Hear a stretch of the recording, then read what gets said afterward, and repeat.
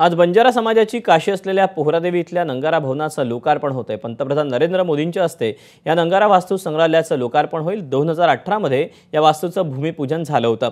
भूमिपूजन कार्यक्रमाला तत्कालीन मुख्यमंत्री देवेंद्र फडणवीस यांच्यासोबत एकसंघ शिवसेनेचे पक्षप्रमुख उद्धव ठाकरे उपस्थित होते।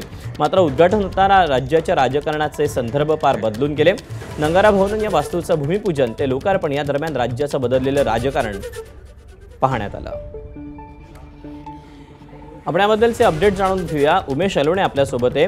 उमेश, आज या नंगारा भवनाचं लोकार्पण होतंय, पण राज्यातल्या बदलत्या राजकारणाचा साक्षीदार राहिले ते हे नंगारा भवन, काय सांगशील?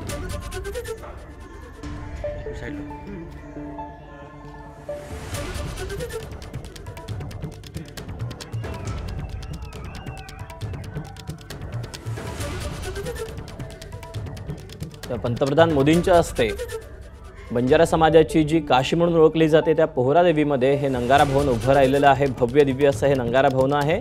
या नंगारा भवनात भूमिपूजनाच्या वेळेला फडणवीस आणि उद्धव ठाकरे हे एकत्र होते, परंतु मधल्या काळामध्ये पुलाखालून बरंच पाणी वाहून गेलं आणि राज्यामध्ये सत्तांतर घडलं।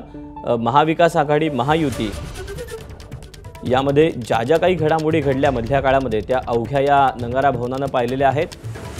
आणि आता 5 ते 6 वर्षांनंतर आता हे नंगारा भवन बदललेल्या राजकारणाचा साक्षीदार राहिला आहे। एबीपी माझा, उघडा डोळे बघा नीट।